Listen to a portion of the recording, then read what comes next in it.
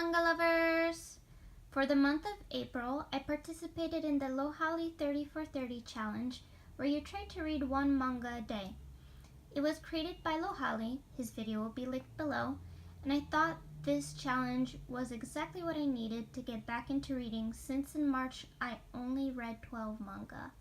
30 for 30 is something I've been doing since last year, but I thought doing it as an official challenge with the community would be fun. So without further ado, day 1's read was Volume 9, Everyone's Getting Married, story and art by Izumi Miyazono, the final volume in the series. I enjoyed the way the series wrapped up. I'd give it 4 stars, and for me 4 stars means I'm happy enough having it digitally, but it's not something that I would like to have on my bookshelf.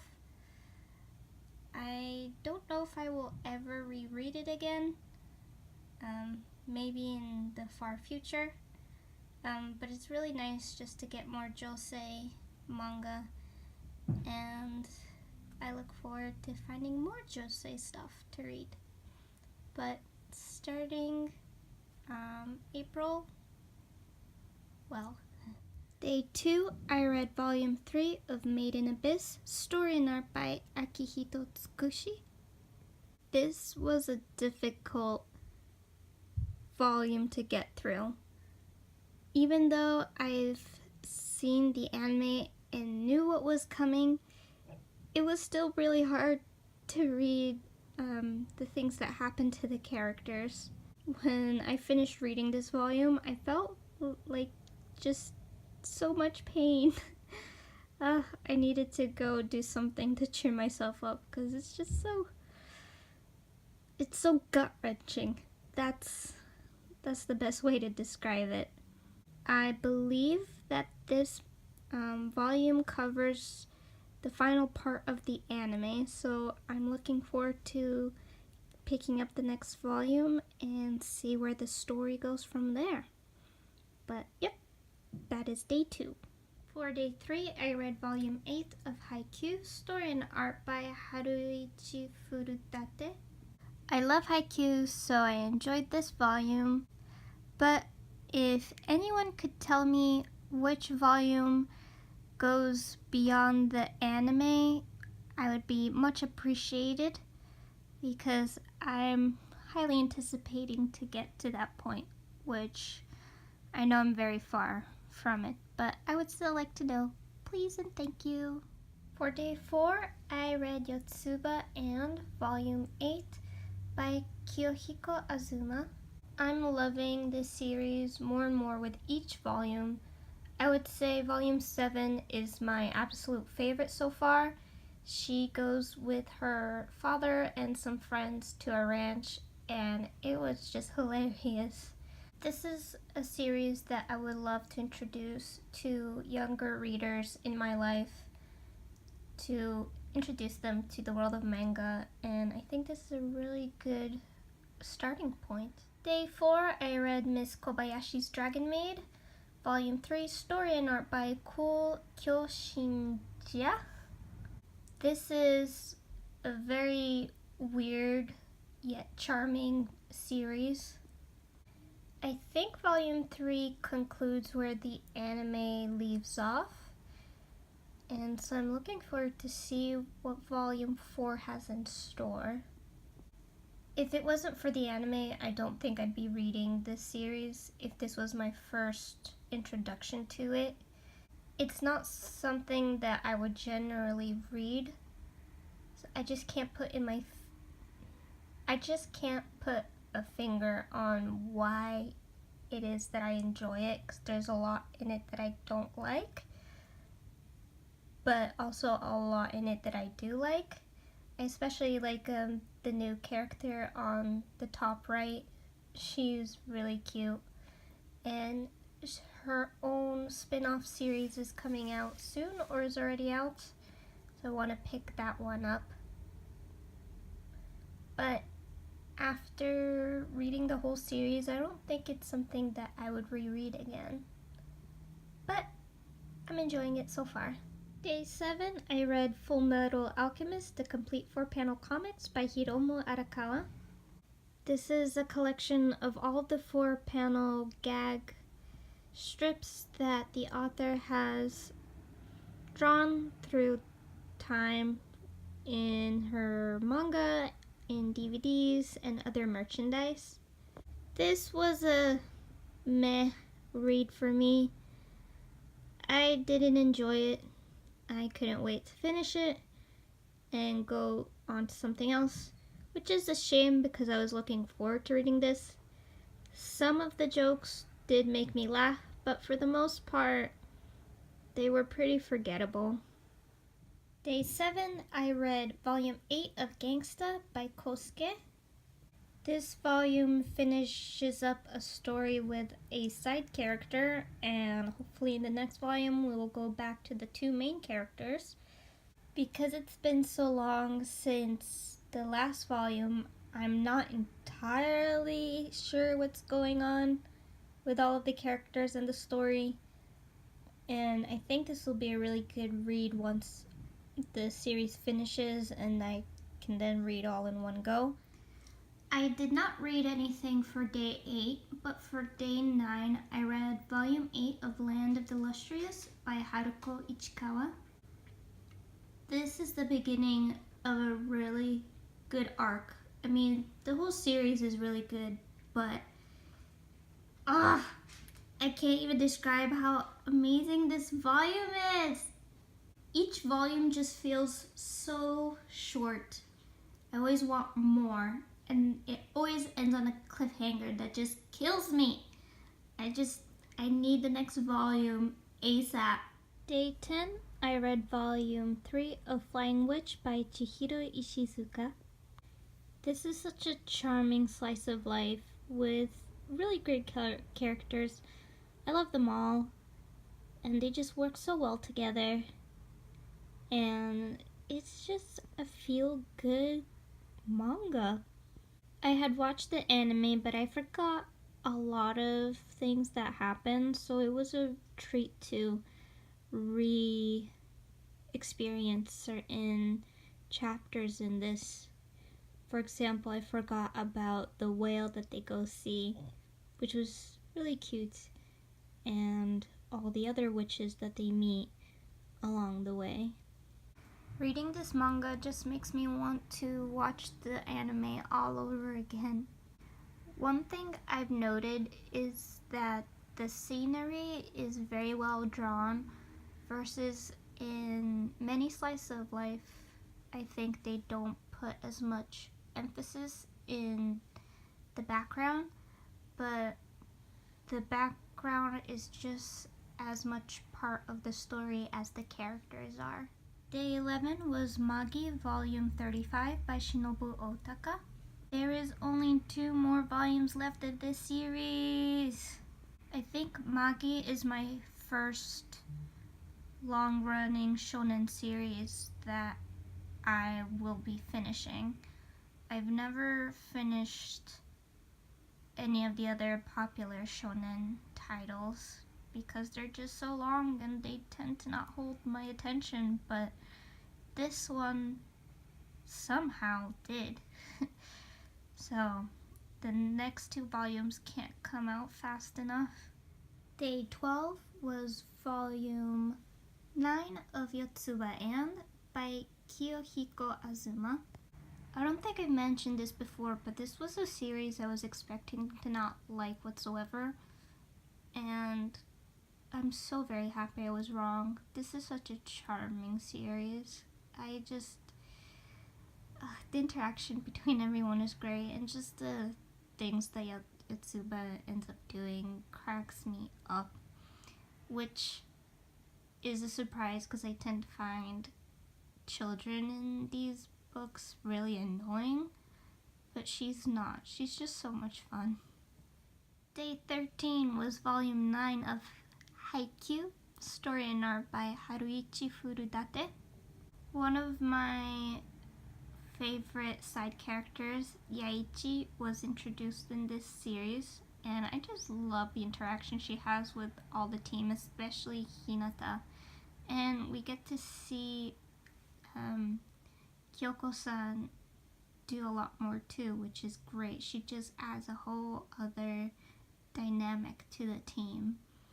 Also, her mom is so fun. I want more of her.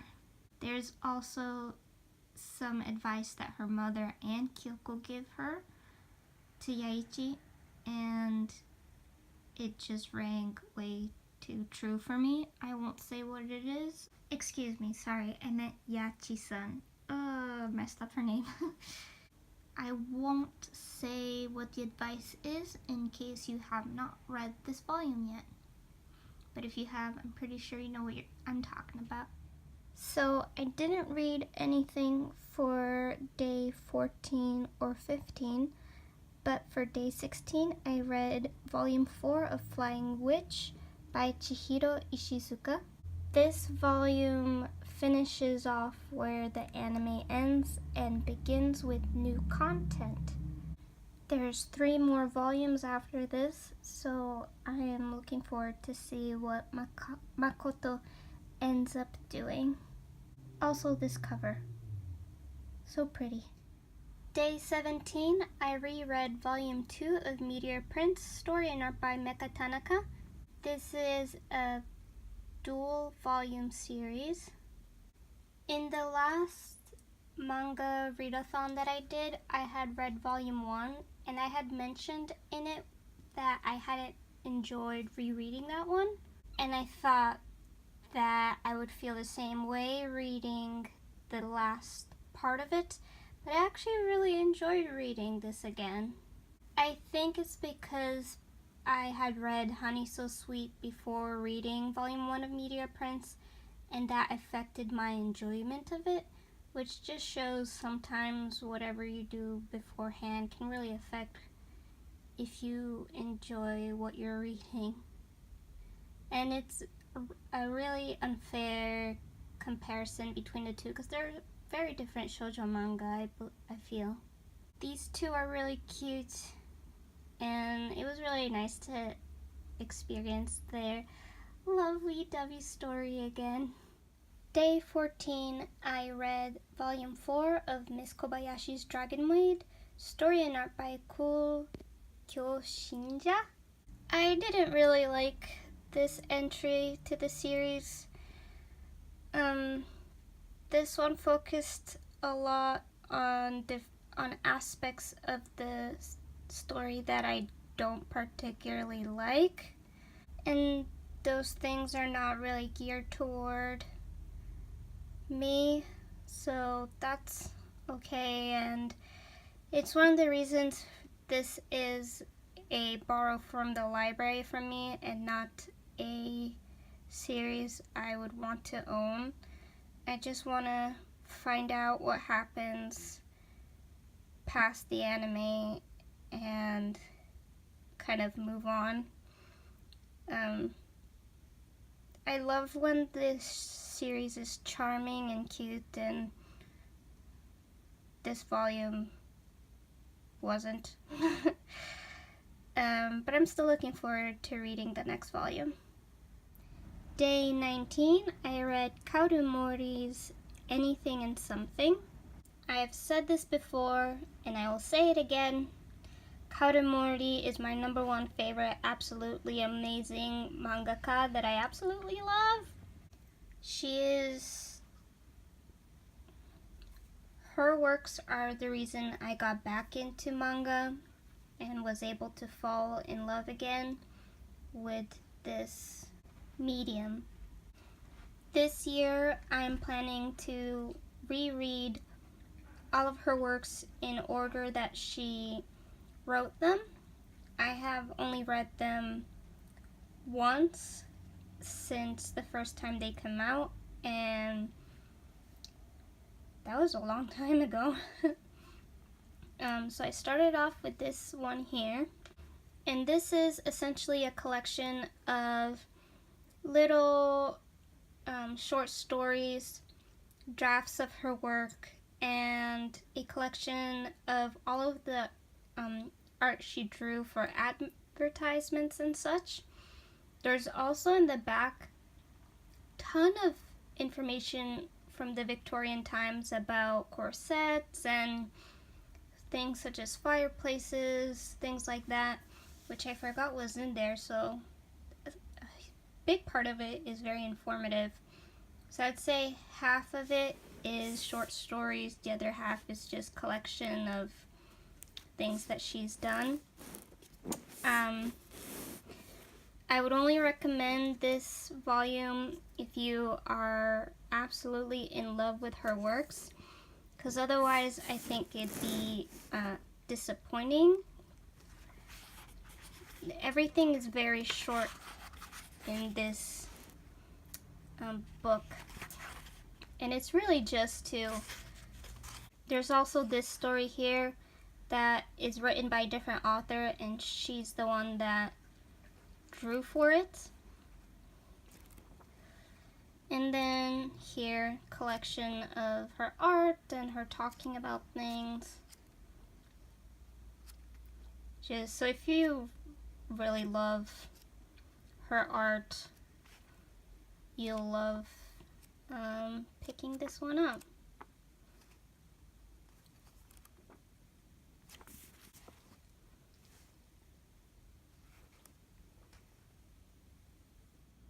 Day 20, I didn't read anything, but day 21, I read The Heroic Legend of Arslan on Crunchyroll Manga, and I read about 5 to 6 chapters, so I'm all caught up.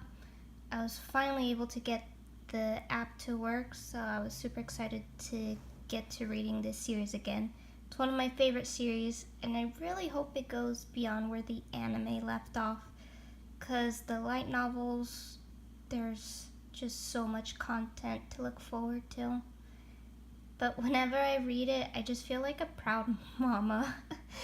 Whenever Arslan just grows just a little bit more from his experiences and becomes more and more like a leader, it's great. I love the whole cast. I did not read anything for day 22, but for day 23, I read volume 1 of The Legend of Zelda: Twilight Princess, story and art by Akira Himekawa. I originally read this series in Japanese, so this is a reread for me. I'm so thrilled that we are getting an English release. So far, there's 4 volumes, with the 5th volume coming out soon. I like that the story takes its time to introduce the world and the characters. Also, Link has a personality and a past and explains his motivations throughout the story, both of which I feel suit this particular Link. Also, the art is fantastic. There's so much emotion drawn into Link's features, especially in the eyes. Twilight Princess is what got me into The Legend of Zelda, and I'm loving getting to experience the story in manga format. Day 24, I read Flying Witch Volume 5 by Chihiro Ishizuka. With each volume, we get to learn bit by bit about how the world of witches work in this story, and our main character is slowly growing in her studies. There's also an awesome development at the end of the book. Charming, charming, charming, charming, charming. Day 25, I read Yotsuba Volume 10 by Kiyohiko Azuma. I think I have 4 volumes left to go, and that makes me sad. So for this challenge, I read only 19 out of 30 books. Doing this challenge helped me learn more about my reading habits and helped me focus on only a handful of titles. Did you participate? Let me know. Thank you so much for watching.